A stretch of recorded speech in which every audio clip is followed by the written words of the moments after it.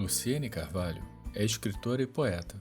Publicou diversos livros, sendo o último deles, Na Pele, escrito no contexto de pandemia. Nesses 25 anos de carreira, suas obras conquistaram prêmios e condecorações. Parte importante de sua poesia ganhou os palcos em shows poéticos em que une figurino e efeitos cênicos. Sua poesia reivindica o diálogo com a ancestralidade, com as raízes da oralidade, fazendo nascer em seus versos a afeição e a forma do embate do combate frente às questões sociais e raciais. Luciene ocupa a cadeira 31ª da Academia Mato Grossense de Letras. Olá, bem-vindos ao Tributo à Literatura Brasileira, um programa destinado a uma série de entrevistas literárias especiais, organizado pelo Programa de Pós-Graduação em Estudos Literários, o PPGEL, da Universidade do Estado de Mato Grosso, a UNEMAT. Hoje, a entrevista é com a maravilhosa Luciene Carvalho. Bem-vinda, Luciene. Muito obrigada, é uma alegria estar aqui nesse projeto lindo e com você. Lu, a primeira lembrança que eu tenho sempre quando eu estou com você, e em raros momentos, né, ainda mais nesse tempo que nós estamos vivendo, é uma feira literária em frente à Catedral Bom Jesus de Cuiabá. Entre uma exposição e outra, encontro uma pessoa numa mesinha, uma série de materiais esotéricos, poesias, declamando e falando de literatura. Conheci Luciene Carvalho assim. Lu, se você me permitir te chamar de Lu. Fique à vontade. Vamos começar essa prosa trazendo essa reminiscência, essa lembrança. Quando você decidiu ser escritora? Em que momento da sua vida essa decisão foi tomada? A decisão de ser escritora foi parto doloroso. Porque, pensa comigo, ninguém, a priori, no Brasil, é treinado, estimulado numa família a ser escritor. Ser escritor é uma espécie de aberração. Agora, pensa isso num Mato Grosso. Vamos a crescer mulher, com mais um detalhe, negra. Então existe uma série de fatores que desconstroem a possibilidade de eu ser escritora. Então não foi uma decisão, foi uma ocorrência. Existe uma parte dentro de mim que eu acho que é sábia, inconsciente, que foi demolindo, foi fechando portas para as outras possibilidades. Eu sou aquela menina preta, de mãe viúva, que muito cedo entrou, saiu da Escola Técnica Federal IF, vai para o UFMT aos 16 anos. Né? E estava com tudo. Sabe qual que era o projeto? Que eu via claramente na minha família, essa vai ficar sem casar, cuidar de mamãe, dar aula na UFMT, assim, top. Mas a vida me encontrou de outra forma. A literatura não entra na minha vida depois, a literatura ela é pré-existente. Eu bato tanto na questão da oralidade literária, da oralidade poética, porque eu fui tomada, eu fui preenchida por isso. Como eu venho do Mato Grosso Uno, de uma região pantaneira, cheia de isolamentos, então contar história, ler para filho, fez alguma alquimia na história da minha família e eu começo a declamar muito cedo. Com 2 anos e meio eu já estava fazendo as pequenas peçazinhas. Eu não me lembro como pessoa, sem ser uma pessoa que declamava. Eu declamava até como preenchimento de visita. Eu acho tão interessante ler a mamãe. Luque, vem declamar. Eu tinha visita, a visita parava. Eu acho que era aquela atenção. Atenção, não era atenção. Não era tensionante. E era um momento em que eu tinha toda a atenção da minha mãe para mim. Eu acho que a decisão da poeta nasce nesse broto aí. Nessa felicidade do estar em cena falando palavras poéticas de outrem. Mas isso ficou tão reprimido, a coisa da estudante, depois casa, nossa, casou bem, entendeu? Meu filho, desmontei isso tudo, hein? Mas deu trabalho. E no final da desconstrução, que me apavorou no processo, quando eu olhei, tinha uma escritora. Eu me lembro de um momento muito doloroso da minha vida, no alto de uma depressão, e a minha mãe, algumas vezes, ela jogava escopa, um jogo bem comum, para me fazer companhia na madrugada, que eu não conseguia dormir. E um momento de muito... É um momento que eu vou guardar para mim, é a primeira vez que eu falo sobre ele. Eu disse para ela, mãe, tomara que eu seja poeta, é o único jeito disso tudo fazer sentido. Porque as coisas que eu lia sobre El Greco, as coisas que eu lia sobre Van Gogh, as coisas que eu li, que eu sempre gostei de ler biografia, começaram a acontecer na minha vida. Então a decisão foi a partir do fracasso. Eu sou uma escritora porque fracassei contundentemente em tudo mais que programaram a mim para fazer. Então, ser escritora para você é um destino? Foi destinado, traçado? Tinha que ser? É orgânico, é espiritual, é xamânico, é atávico, é africano, tem um tambor, tem um cheiro. Eu tô do mesmo jeito que você me encontrou. Eu tô com um livro aqui e um cheiro de incenso. Do mesmo jeito, falando de literatura. A prata, um metal que pode ser considerado o entremeio entre o bronze e o ouro. Uhum. Luciene faz 25 anos de carreira literária. O que significa isso para você, Lu, depois dessa história que você trouxe pra gente?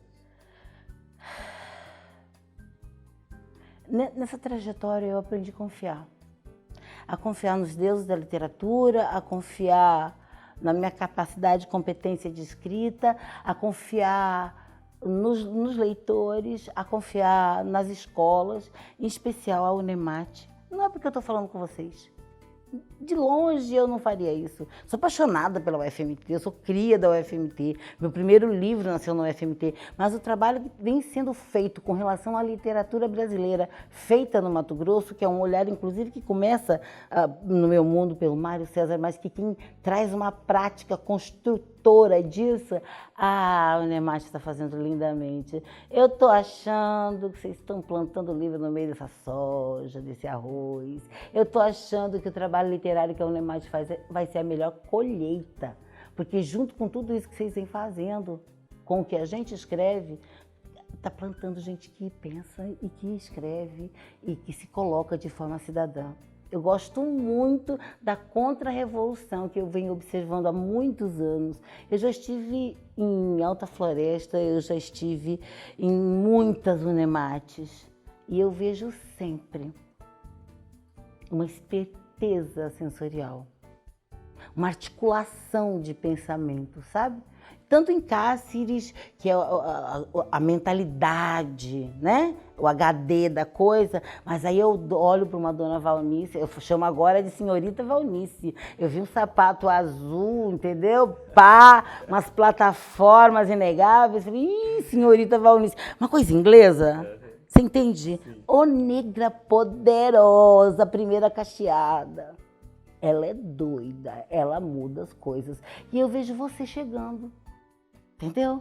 Então, a Unemate tem pessoas nas quais eu boto fé e a Unemate tem a territorialidade entranhada no Mato Grosso.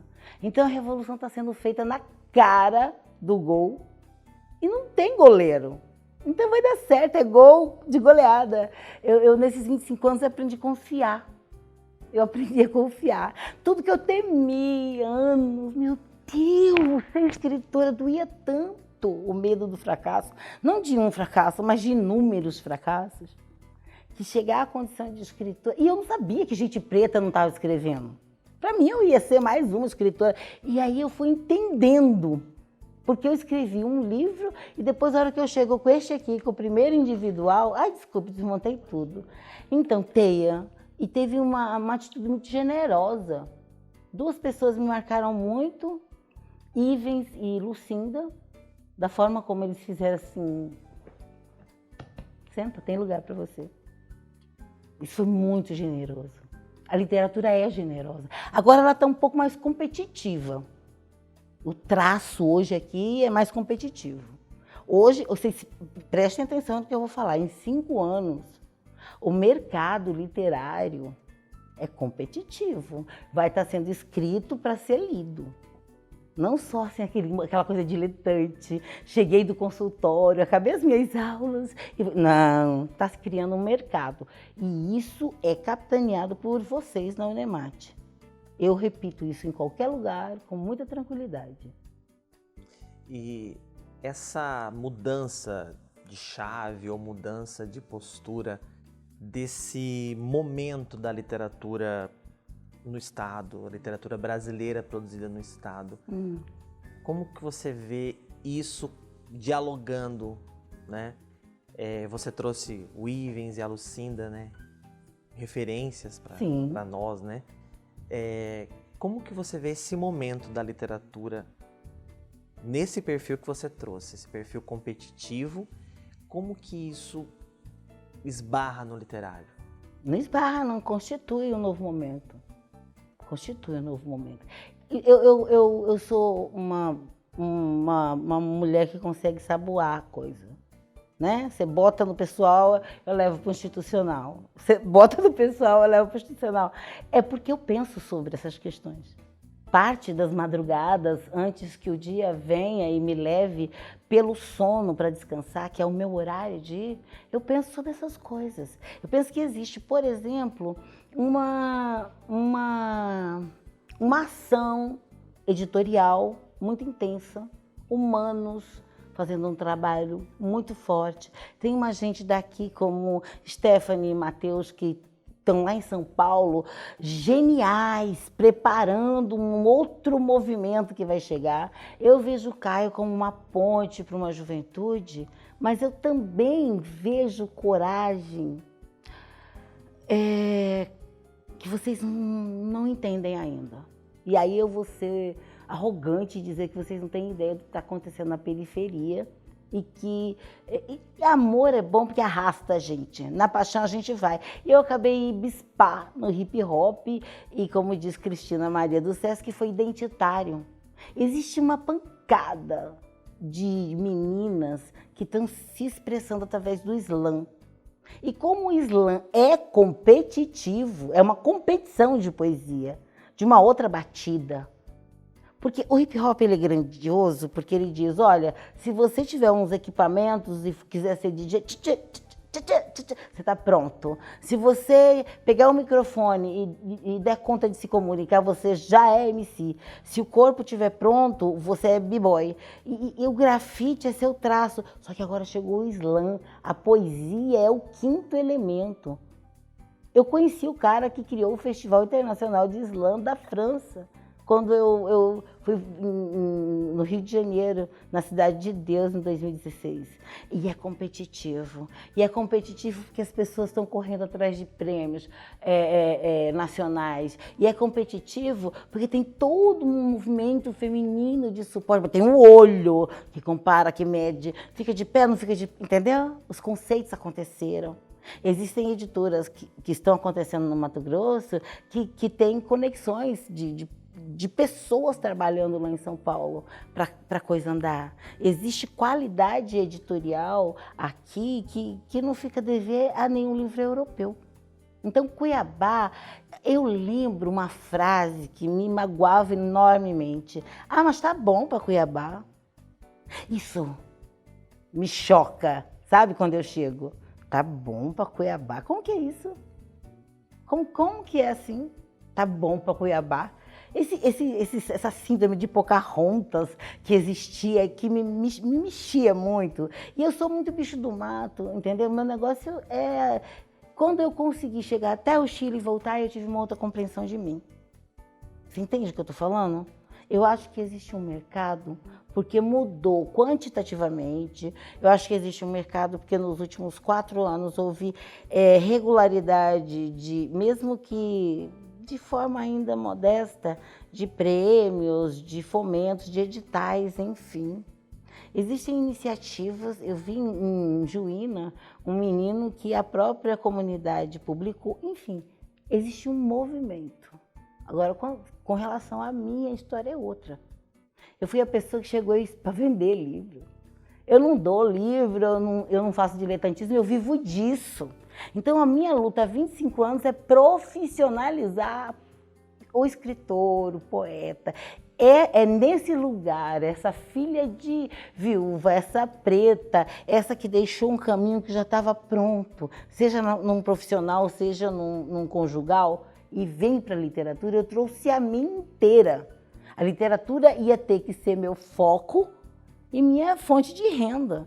E eu acho que no livro Dona em Periférica eu deixo isso muito claro, entendeu? Então, eu acho que eu prestei um grande serviço que foi parar com aquela coisa de abrir aquele papel pardo cheio de livro e começar a distribuir para os amigos para mostrar que era escritor, ou doar para as escolas. Eu dou a parte da oralidade. E eu estou ficando tão gananciosa na arte de profissionalizar o fazer do escritor que agora eu já recebo, às vezes, até para falar. Ó que lucro! Olha que crescimento. Então, acho que essa talvez seja a colaboração que eu trouxe nesses 25 anos para a profissionalização. Então, eu encontrei meios e maneiras. Ah, mas olha, não tem como colocar Prolabora aqui na universidade. Estranhamente, as universidades públicas mato-grossenses não contratam escritor. Não tem campo para se imprimir. É escritor e vir Prolabora, entendeu? Então, assim, parcerias. A Valnice foi essencial, Sinop foi essencial, compra de livros, o varal de poesias, ter caminhos profissionais para o escritor. Agora eu vou falar menos, vamos ver o que você quer saber de mim. Eu acho que você pode falar à vontade, pode ficar tranquila, tô aqui. Bom, ficar tranquila, à vontade eu estou, ficar tranquila... Lu, é muito bom ouvir você dizer desse momento, né? Desses 25 anos, dessa mudança, né? Dessa criativa, né? Criativa persona que você acaba criando e inspirando, né? Outros poetas.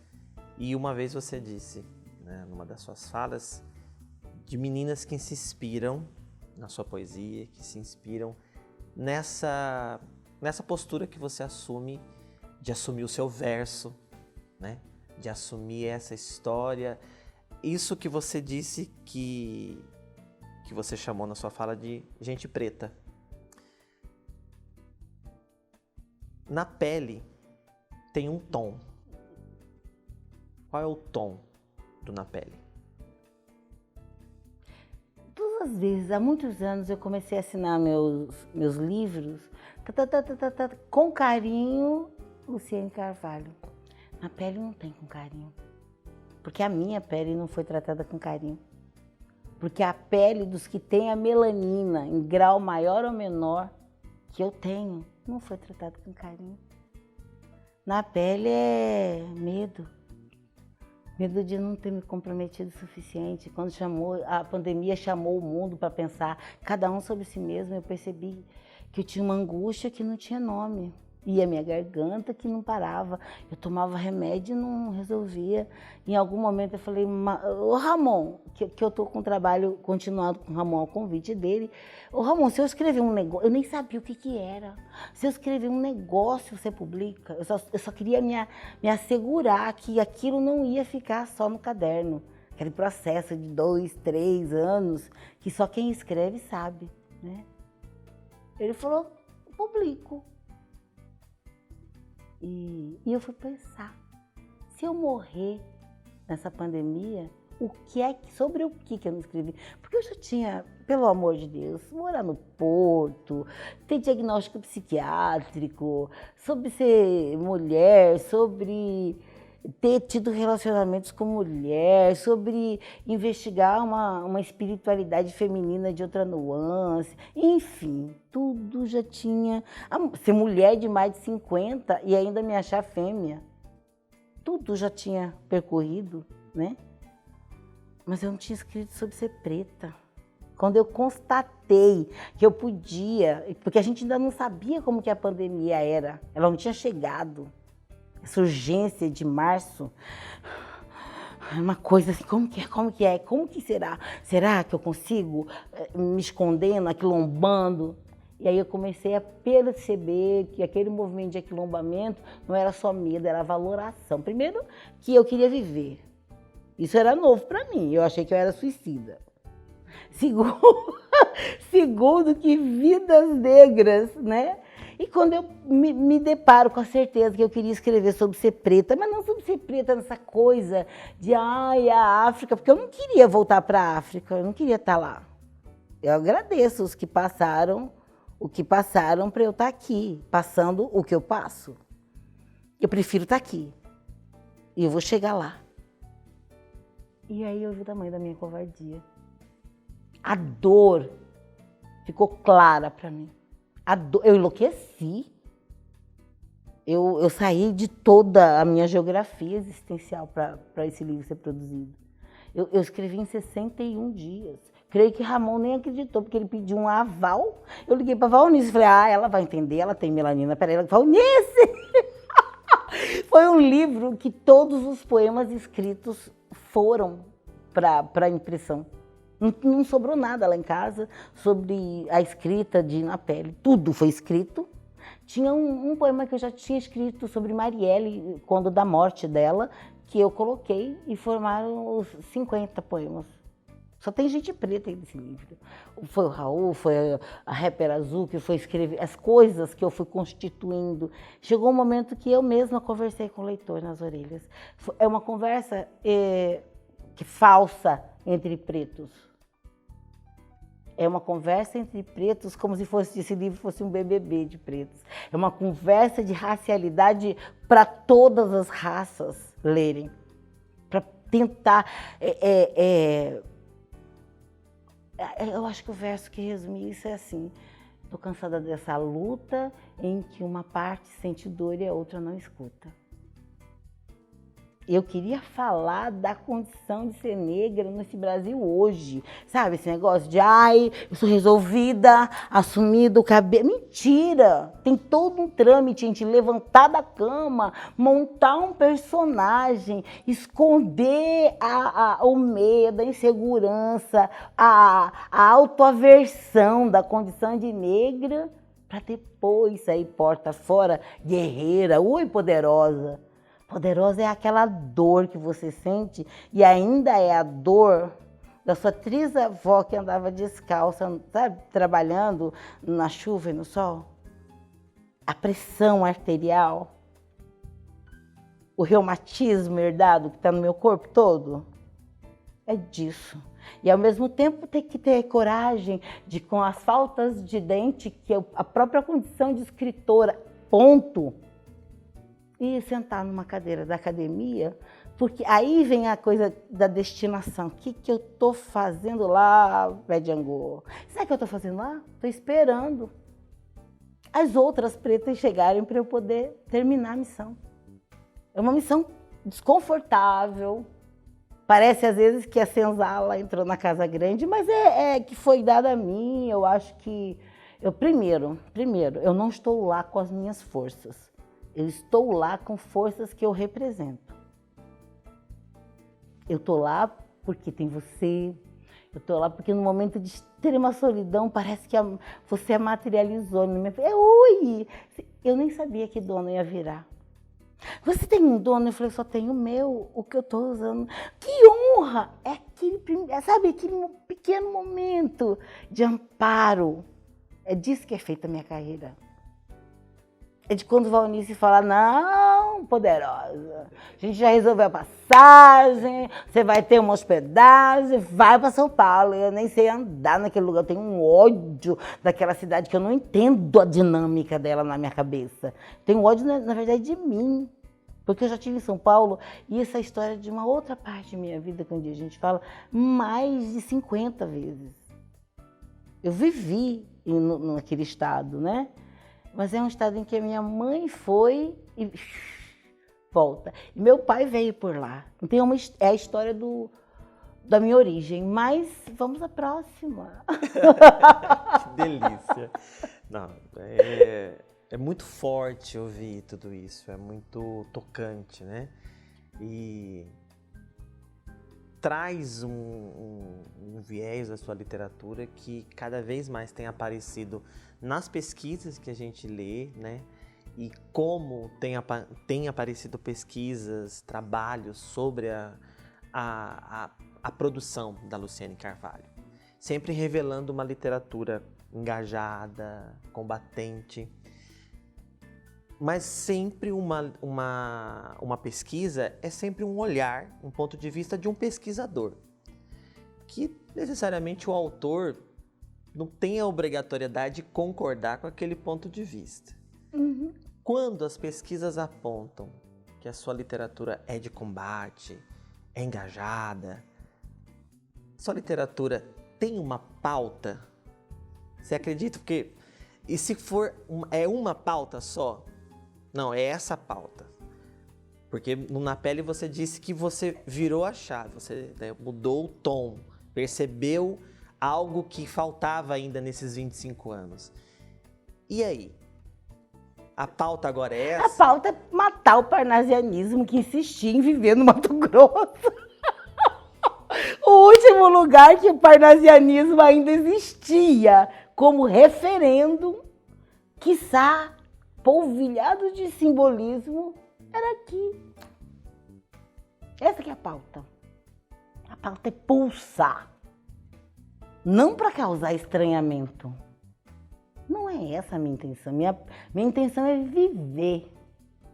A minha poesia, ela é a motivação maior para eu viver. Rapaz, se uma treta não der poesia, a gente larga não, irmão. Minha vida é para poesia muito mais do que para outra pessoa. Eu vivo. É como uma excreção. É necessário que se diga uma excreção. É parte de necessidades básicas dentro de mim. Se com 2 anos eu já declamava, 25 anos depois de começar a escrever, já é um subproduto do crime. E falando em prata, eu me enchi de prata nos dedos e nos pulsos em homenagem a esses 25 anos, porque são os melhores de minha vida. Eu sou extrema. Não tem amor mais bonito que fã. Porque ele quer bem, ele quer que você fique bem. Quando você lança livro, uau, vou comprar. Que amor lindo que é esse, gente? Que coisa mais maravilhosa a interação. Eu já estou abusando, acho que desde Ladra de Flores, eu já começo a conversar uma treta direta com o leitor. A conversa comigo. Vai chegar num ponto que eu vou falar pro leitor, larga a mão de me ler. No próximo livro, que vai... Porque a Aldir Blanc vai permitir que eu lance, né? E aí eu vou conversar com o leitor nesse nível. Eu gosto dessa umbilicalidade que toda... E essa, cara, a sacada primeira, antes de fazer Na Pele, é perceber que toda letra é preta, sabe? A poesia é toda escrita em letra preta. Eu acho que a gente tem uma herança, assim... Me falta agora o canteiro do cinismo. Porque o cinismo permite que algumas coisas que eu ainda não disse seja dita. O que você não disse ainda que gostaria de dizer na sua poesia? Que é só uma questão de tempo. Que tá dominado, tá tudo dominado. O mundo é das mulheres, o raciocínio é dos loucos e uma questão agora é do IBGE. O Brasil é dos pretos. A gente vai ter essa terra por herança. Misturação. Não tem mais como. Se hoje em dia já é 64%, Projeta daqui a 20 anos. Alguma dúvida de que esse Brasil vai ser uma herança? Eram 12 capitanias hereditárias, né? Eu acho que era 12, 13 capitanias hereditárias que dividiram o Brasil, não deu certo. Agora, aqueles milhões de pretos, porque eu vivo insistindo, o projeto ele era malévolo. Vamos lá tirar a terra dos índios. Depois a gente tira os pretos da terra. Aí você pega os pretos fora da terra e põe na terra que a gente roubou dos índios. Olha que perfeição de projeto para geração de lucro. Nós somos o único país que tem segunda-feira, terça-feira, quarta-feira. Nós somos fruto da revolução comercial. Nós somos o broto imenso do capital. Falido. Falido. A América como um todo mostrou a falência do capitalismo. Entendeu? Então, eu acho que tem que admitir. As mulheres vão ter que preponderar, mas eu ainda acho que as mulheres precisam entender que a gente não vai ganhar territórios para reproduzir papéis. A gente não vai queimar sutiã para fazer igual os caras, ir pro bar e falar, gostoso, eu quero um pedaço. Se fosse para fazer tudo que os homens estavam fazendo, por que a gente ia querer mudar o mundo? E eu acho que ainda está nesse momento, ainda acho que as mulheres acham que liberdade, igualdade, é fazer igual os caras fazem. Eu tenho uma preguiça disso. Até porque eu gosto de embolar bastante com um só para tretar, entender, tirar o caldo, vivenciar a história. Então há muito tempo eu tenho esse olhar, sabe? Que eu acho que a gente revolucionou o mundo para mudar a entrada no trabalho. Uma mulher que tem filho, que tem que deixar filho, se vai ser em creche ou na casa de cuidadora, não tem como chegar 8 horas no trabalho. Tem uma série de senões, mulheres que cuidam de pais. É para mudar o contexto do mundo, é para desengessar, pluralizar. Você tá entendendo? Não é pra gente caber, ok, acordei mais cedo, aí eu tomei um negócio pra ficar com mais músculo, minha voz ficou mais masculina, sou sarada, peguei 3, comi 2, beijei 1, sabe? Eu sou curto isso, porque pra mim é como se eu estivesse fazendo tudo aquilo que foi criticado, que me machucava. Eu acho que a grande revolução feminina ainda vai vir. Eu gostaria de estar viva para ver o momento em que as mulheres vão mudar os conceitos. Em que os pretos não vão alcançar lugares de poder por revanche. E que a loucura vai ser entendida como a única forma de singularização da vida. Está provada aqui, a singularidade da vida, que não se repete a digitalidade. Eu preciso de cinismo para escrever isso, né? E dom para escrever você tem. Se falta o cinismo, agora tem que puxar. Tô treinando. Né, Raul? Tô treinando lá em casa. Eu treino. Lu, Dona, né, foi um sucesso, né? Acho que é um livro seu que foi muito comentado, né, muito lido, hoje muito estudado. Não sei se você talvez não esperava essa repercussão, ou quando você gerou esse livro, você esperava isso. Na verdade, a gente como escritor nunca espera, né? Não sabe até onde vai a obra, o alcance da obra. Mas entre Dona e agora o Na Pele, a gente que lê a Luciene percebe uma ressignificação de fases da sua vida, né? A questão da raça você já falou, mas essas fases da sua vida, essa ressignificação, Dona, que começa em Dona talvez e continua no Na Pele, queria que você falasse um pouquinho da conversa e dessa Luciene que ficou, da Dona e do Na Pele. Dona é um ato de salvar a mim. Eu internei numa clínica terapêutica para entender o que estava acontecendo, eu não entendia. Eu olhava para o Raul e falava, meu Deus, eu odeio esse colágeno dele, olha isso. Olha isso, meu Deus, eu vou matar esse homem, vou largar. E ai, que homem antipático. E eu não sabia o que era aquilo. Às vésperas de fazer 49 anos, eu troquei ideia com uma pessoa que hoje está no cenário da minha vida. E eu descobri que era a crise de 50. Armada de poesia. Após a descoberta, eu fui. A invisibilidade dessas mulheres me tocou enormemente. A invisibilidade das mulheres no pós-50. Elas encolhidas, ainda sem pleitear aqueles bancos para as de 60, pós-60, né? Com sacolinhas de compra para agradar a família, comprar seu lugar ali. Né? Compra uma neta. Eu olhei para aquilo e falei, eu vou para aí agora. E agora? Eu estou indo para esse lugar cronológico. Ai, não tinha nada escrito e era uma ousadia, um convite, um chamado. Mas eu fui com poesia porque era o único jeito que eu aguentava. Eu tinha que excretar e observar e transformar em pesquisa e inicialmente chamava as invisíveis porque elas eram invisíveis. Assim, sabe qual que foi o máximo para mim? Foi o dia que eu passando e vi outra mulher passando na frente de um prédio, a construção civil salva. Você passou ali, né? Você está destruída, a construção civil dá aquelas assobiadas gostosas, bora ler. Depois dos 50, irmão, acabou. Eles não fazem isso mais.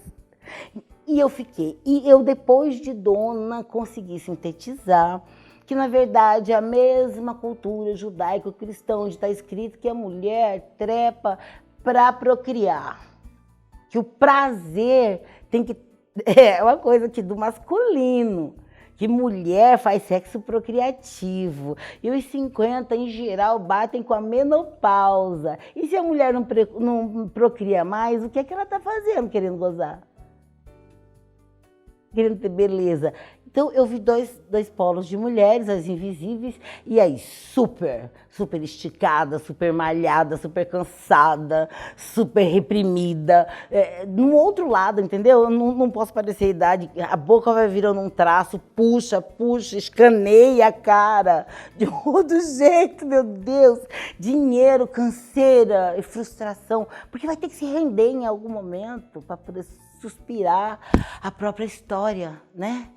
Então eu vi os dois polos e eu achei que armada de poesia, mas acima de tudo contando aquela dor. Como que era?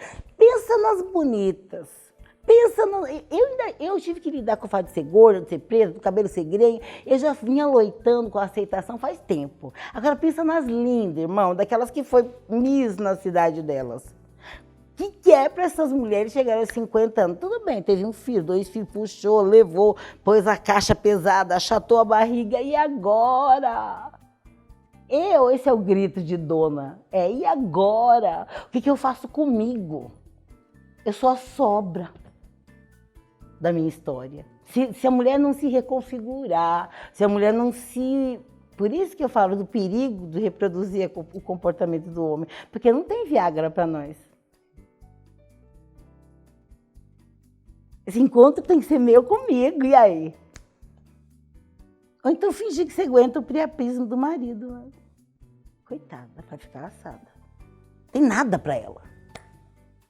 O homem vai olhar, ai, tomou um comprimidinho. É muito estranho esse mundo. Sabe por quê? Porque é para as mulheres se recolherem. Cadeira de balanço, era assim que era na minha juventude, na minha infância. Na juventude já, né, a mulher tem que trabalhar, fruto do divórcio, né, das produções independentes, então a mulher tem que dar conta por mais tempo. Dona não tem nada de produto... E para descobrir como que era essa história de sexualidade, mulher de 50 nenhuma falou sobre sexo. Fui eu mesma resolver observar a minha própria história. E aí muso fica puto. Como assim? Eu sou objeto.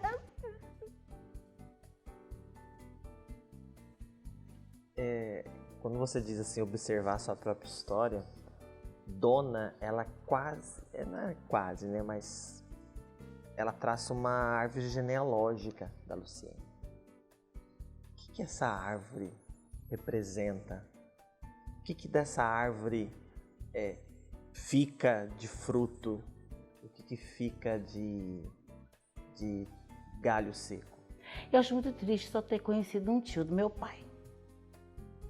Do meu pai, sabe? Meu pai é baiano, veio sozinho, casou 3 vezes. A minha mãe tinha tido um desacerto na véspera de casar, descobriu que o cara tinha filho, largou. Aí eles se encontraram, meu pai foi muito romântico para abordar minha mãe, pegou um saco de laranja e jogou dentro do trem, pá! Para ela e os amigos dela, kardecistas, foi a abordagem afetiva do meu pai. Isso para você ver o meu lugar. Minha mãe é aquelas pretas que se refinou. Estudou raspas de latim, raspas de francês, de fresca, uma graça. Minha mãe é um mimo de pessoa, entendeu? Só que eu sou a única filha que nasceu daquela barriga. Então eu conheço ela. Eu conheço o ser ela. Ela nasce, ela vai brotando de dentro de mim a cada dia que a morte dela faz aniversário dentro da minha alma. E Dona é o último livro em que alguns poemas ainda ela era viva e ela morre. O luto da mulher quando ela perde a mãe é uma coisa inenarrável. A mulher tem útero, a mulher sabe que nenhuma pessoa, raras são as pessoas que fazem sexo para ter filhos, fazem sexo é horrível. Vou falar, eu tô evitando falar foder, mas eu acho que é por aí que devia ser a palavra, né? Que você quer fazer amor. Isso é coisa de Deus, making love, Deus que faz o amor. A gente só estende isso nas possibilidades da relação. Dona tem essa carga. E foi muito louco que eu deixei uma tia que cuidou, eu deixei Tico porque eu não mexi nas coisas de minha mãe e tinha uma tia que tinha cuidado do meu pai, que morreu, do meu avô, que morreu, da minha avó, que morreu, da minha mãe até morrer. Então eu achei que ela tinha o direito de viver em dignidade, porque ela não tinha caminhos outros. Então ela e o filho dela moraram na casa. Quando acabou eu falei, bom, agora vamos resolver e tal. E tem uma tia que tinha até algumas dificuldades, assim, acho que por semelhança de postura. E ela me chamou e eu fui morar no casarão da minha avó. Eu estava nesse processo. Eu sou matriarca sem ter filho. Eu zelo por um curral de memórias, de tradições.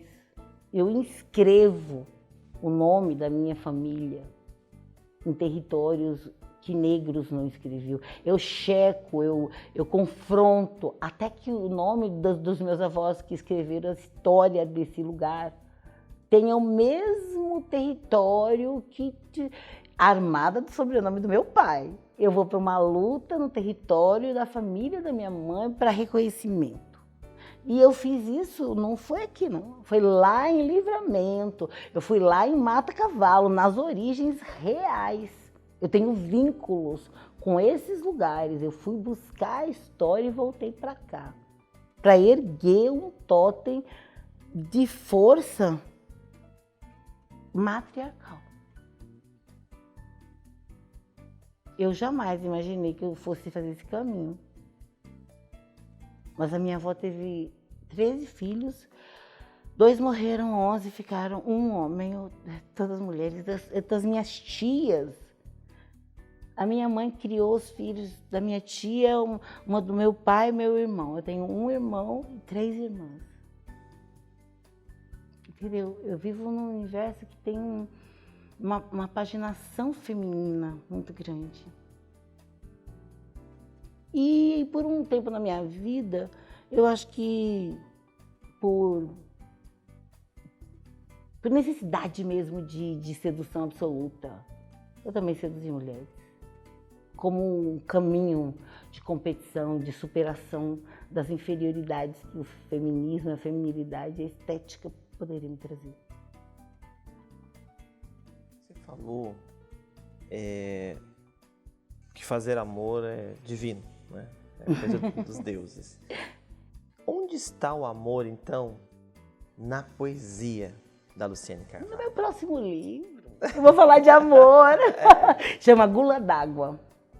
Eu estava com tanta vergonha de escrever esse livro, que eu chamei Edilson Serra, que caminhou toda a vida de formação acadêmica dele comigo, desde graduação até o doutorado, ele foi comigo. E aí eu falei, não, esse livro sozinho eu não vou. É uma exposição, cama, mesa e banho. Cama é o amor perfeito, é o amor paixão, é o amor... É o amor romântico. Mesa não. E aí vem cartas na mesa, essa que é a história. E eu não sabia que era isso que eu tinha feito, mas se investiga todas as possibilidades da contemporaneidade, porque eu observo que as mulheres estão sozinhas e buscam companhias episódicas e gostam da ideia de ter alguém. Elas flertam sempre com essa possibilidade. E fortemente isso acontece nas mulheres envolvidas com literatura, por onde eu passo. Eu já vi substituição de relacionamento por fluoxetina, por cargo, por neto. E essas coisas todas, eu sou atenta, eu escuto pelos poros. Eu vejo que na verdade é tudo mentira. 30% é rede social, 70% é espera de amor. E eu vou pôr cara a tapa, eu vou falar dessas coisas. Vou falar da rede social interferindo, das possibilidades da rede social gerar um novo tipo de traição, o teclocom, que é uma coisa extremamente contemporânea. Eu vou falar de negritude, da capoeira, do rap e vou chegar a banho. E em banho é uma síntese do amor. Esse banho é que é louco, porque o eu lírico descobre que tem que olhar as mangueiras, falar com a mãe. É o último poema que eu achei, mamãe. E tem que conversar com a cidade. Eu escrevo um poema que é uma prova de amor a Cuiabá. E tem um que é Pátria Minha, onde eu analiso esse tempo triste de uma gente torpe que assaltou o país depois de uma campanha de difamação muito grande e de uma tristeza também de valores culturais que tomaram conta dos empoderadores, dos empoderados, e aí muita coisa se confundiu. Barulhos, ruídos foram feitos. E eu conto nesse poema a minha relação, chama Pátria Minha. Eu conto a minha dor de viver neste Brasil. Neste Brasil pós-impeachment feminino, nesse Brasil misógino, nesse Brasil desamparado que se tornou novamente uma república de bananas. Que lá em cima eles falam, vamos lá invadir, lembra aquele filme de Rambo? Vou lá invadir uma república de bananas e trago isso. Então, ou seja, uma mulher só pode viver um amor mais profundo e continuado quando ela está no mundo. É disso que eu vou falar. Luciane Carvalho estudando teatro. 25 anos de carreira literária e agora se enveredando pelo teatro. Qual que é essa relação do teatro com a literatura? Antiga, mas vamos ser claros. Eu estou estudando direção em teatro, é diferente. Primeiro porque eu acho que Mato Grosso, eu olho as cidades onde eu vou e eu vejo que 10 horas as pessoas estão quase varrendo a gente dos lugares. Ei, acabou, fecha, não tem mais onde comer, ou é um bar que fica. O Mato Grosso, ele tem tira Cuiabá, tira Várzea Grande, tira Rondonópolis. Só quem anda é que sabe. Às vezes eu acho que é um pouco até mais produtivo, porque fechou, acabou. Né? 11 horas é o máximo, vai para casa, produz mais até, porque não se perde. Mas se perde porque eu não vejo teatro, se perde porque eu não vejo cinema, se perde porque eu não vejo outro lazer que não seja etílico. O Mato Grosso está fazendo do alcoolismo uma espécie de lazer. E aí eu pensei que talvez eu pudesse, primeiro, encontrar condições de viver sem trair uma escolha pela arte. Fazendo um trabalho com uma outra arte complementar, que já é uma arte que em algum nível eu pratico nos shows de poesia que eu faço. Eu tento colocar figurino, eu tento colocar luz, eu tento colocar sonoplastia. Hoje que eu estou estudando, eu vejo que eu só tentei.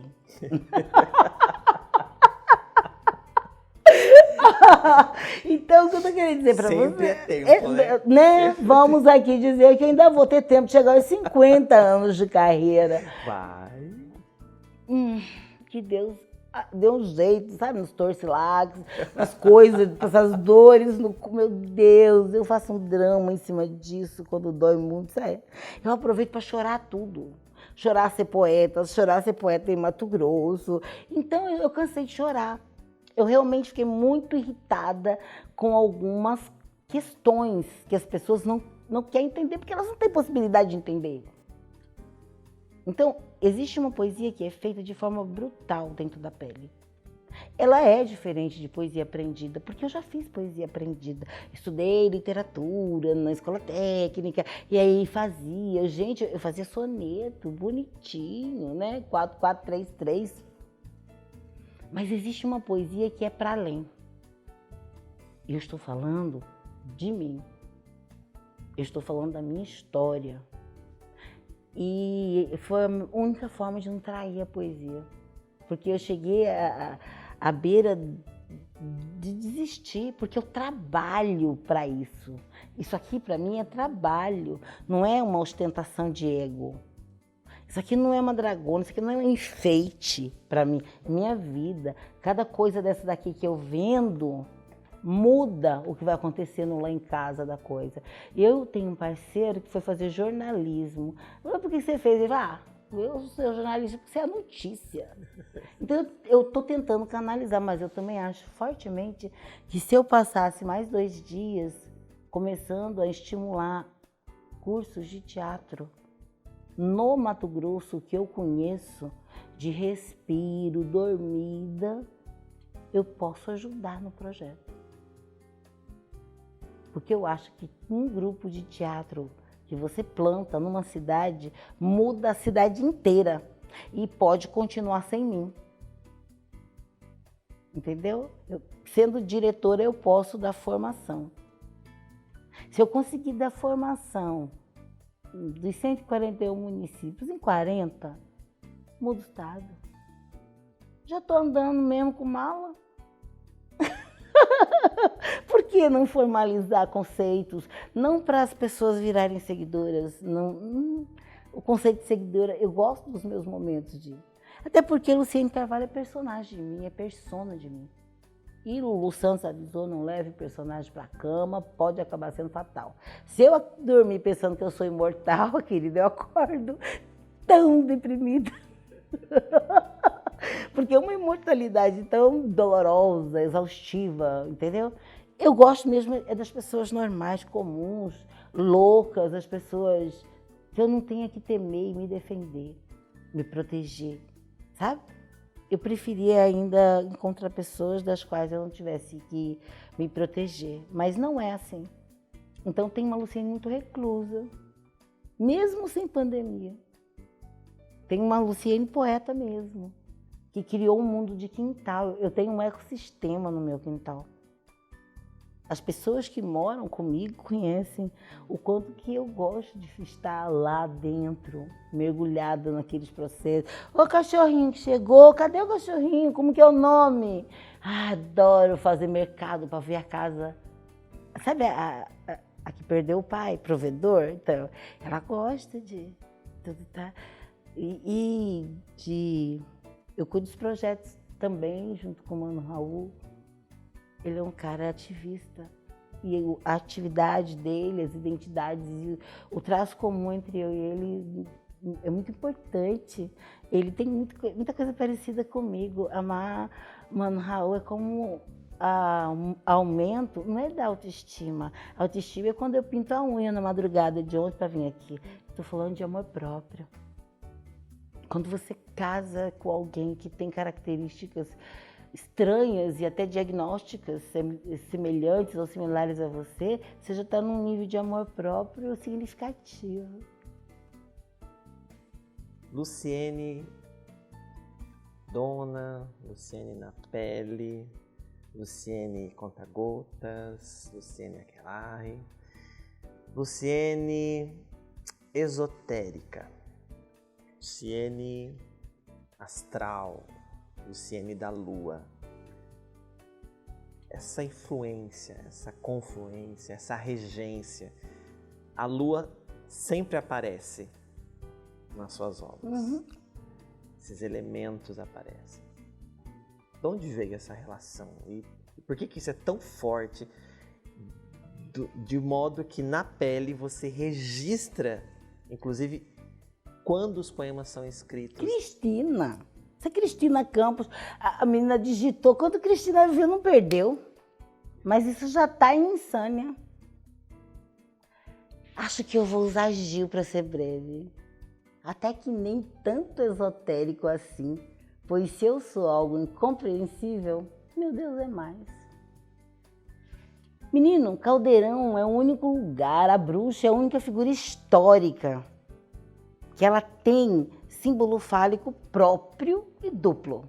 Na vassoura, no cabo, e na varinha.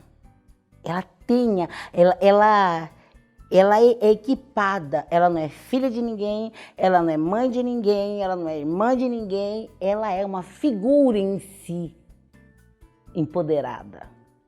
De todas as figuras históricas, uma mulher que caminhou pelos lugares por onde eu passei, só no Caldeirão. Só no Caldeirão que vai encontrar abrigo. Eu sou toda lua, eu sou toda da mamãe, eu sou toda enveredando papai, eu sou do enleio. Eu acho todo esse negócio lindo. Eu acho cartesianismo cansativo. Eu gosto de tantos anos de ciência. E eu acredito no Deus que opera sinais nos céus e na terra, e os astros são os meus semáforos. Entendeu? Eu sou atenta às luas, porque o sol queima. O que o sol faz de diferente? Faz estações diferentes. Então a lua não, a lua ela de 7 em 7 dias, ela pira a sua cabeça e ninguém nem vê. Eu gosto de duas coisas. Uma vez eu vi uma menininha, ela tinha 4 anos e ela estava escutando conversa de adulto, coisa que menininhas sempre fazem. E aí ela falou, eu amo Deus, São Benedito e Bob Esponja. Eu quero a ingenuidade das crianças que gostam do que gostam. Eu fico muito triste quando eu vejo que, além de estar enclausurados em concreto, agora as pessoas atolaram definitivamente a cara nos celulares e perderam a oportunidade de verem as luas, estrelas, os cometas passando, os conjuntos. Gente, a gente casa melhor assim. Nossa Senhora, dava para ensinar tanta coisa, mas graças a Deus acabou a bateria. Não acabou ainda não. Em que lua você escreve melhor? Não. Dependendo de determinados temas, em qual lua eu escrevo melhor. Essa é que é a realidade. Porque se não aparece algumas coisas, como Marta notificou no registro que ela fez em rede social, dá uma olhada em Insânia para você ver. Na mesma lua, entendeu? Olha, eu estou suspeitando que vocês vão ter que ler 12 contos. 12 contos é o livro que vai sair pela Aldir Blanc, Interpretando a Miragem. Já tá a caminho, já foi aprovado. E lá eu vou falando do humano, mas virado no avesso.